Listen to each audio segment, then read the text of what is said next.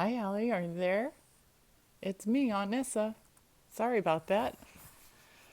And I forgot my headphones, so you probably couldn't even hear that last video too good. But let's pick up where I left off, okay? I just figured that all girls were like that, and it wasn't anything to get excited about. But Daisy had a way of making things sound so real that sometimes I did not know whether to believe her or not. Daisy did this by telling stories. She was the best storyteller in those Ozark Hills. It wasn't only the stories she told, it was the way she told them. She would get real serious and her eyes would get big and starry looking. She would talk in a whisper and go through all kinds of motions. By the time she was finished with her story, my hair would be standing straight up and I wouldn't know what to believe. Daisy, I said, you've been telling me about this old man of the mountains for a long time now. Who is he anyway? Oh, he's just a friendly old man, she said very pertly. He comes around every once in a while and visits me. He does, I said. When was the last time you saw him? Why, just this morning, she said, right here in my playhouse. You did? I said. What's the old man's name? I don't know what his name is, Daisy said. I never have asked him. I just call him the old man of the mountains. Well, where does he live? I asked. Way back in the mountains somewhere, Daisy said. Is he a farmer? I asked. Oh, no, Daisy said. He doesn't do any farming. He doesn't have time. Doesn't have time, I said. What does he do? He takes care of the hills, Daisy said. Takes care of the hills, I exclaimed. Why, the hills don't need taking care of. Who ever heard of anything like that? That's all you know, Daisy said. There are a lot of things in the hills that need taking care of.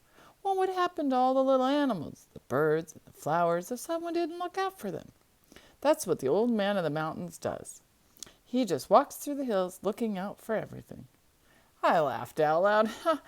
Ah, Daisy, I said, you're just making this up. I don't believe there is an old man of the mountains. A frightened look flashed in Daisy's eyes. Placing a finger over her lips, she looked all around. Shh. Don't say things like that, Jay Barry, she said. Don't ever say you don't believe in the old man of the mountains. He hears everything that's said in these hills, and he'll cause you to have bad luck.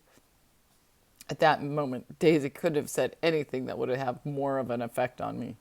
With all those monkeys around and a chance to make some money, I sure didn't want to have any bad luck.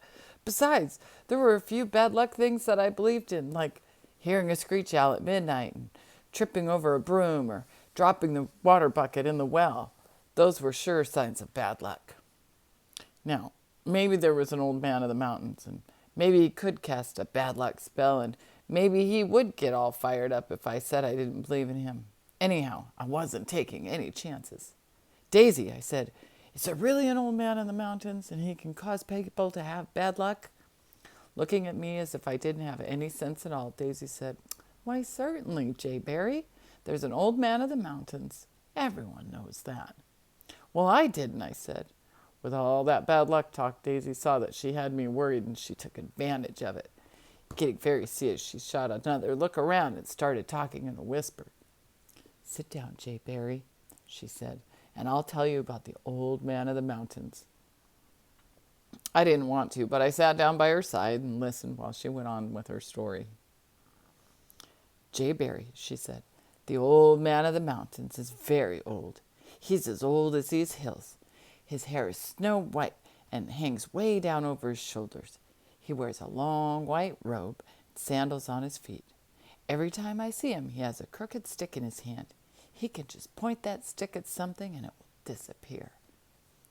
Daisy, I said, interrupting her low voice, is this old man a ghost or something?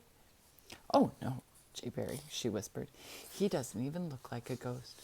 He has a kind of gentle face.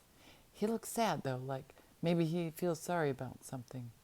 I think he feels sorry for the little animals.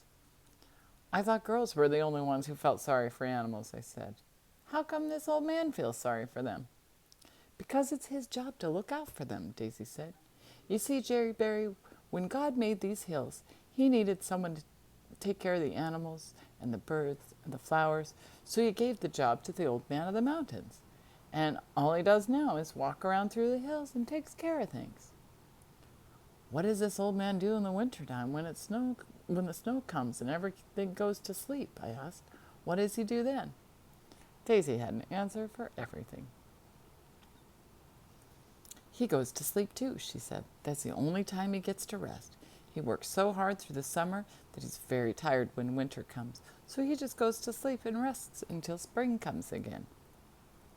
Daisy stopped to get her breath before going on. He's a wonderful old man, she said. If you're good and believe in him, you'll always be happy and you'll never have bad luck. But if you're mean and hurt the little animals, you'd better look out. He'll just point that stick in you and you're sure to have bad luck. Daisy had me so shaken up by now I hardly knew what to believe. And just to be on the safe side, I said, well, when will you see this old man again? Oh, I never know when I'll see him, she says. He just comes around any time he wants to. Well, the next time you see him, I said, getting to my feet, you tell him I'd like to meet him and shake hands with him. Along about then, I would have shaken hands with a centipede if I thought would help me catch a monkey. Shaking her head and looking very sad, Daisy said, Jayberry, I don't know if the old man in the mountains would see you or not. You've been a pretty bad boy, you know. You're all the time catching the little animals. The old man of the mountains doesn't like anyone who does things like that.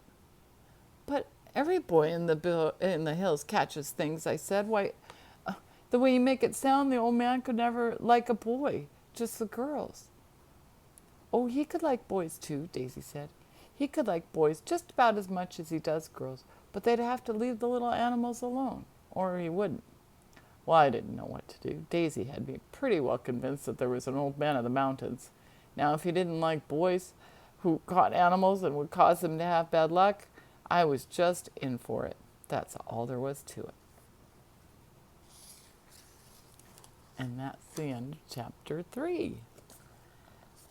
So, we'll stop this video for now, and then we'll start with chapter 4. I'll send another one, okay? All right.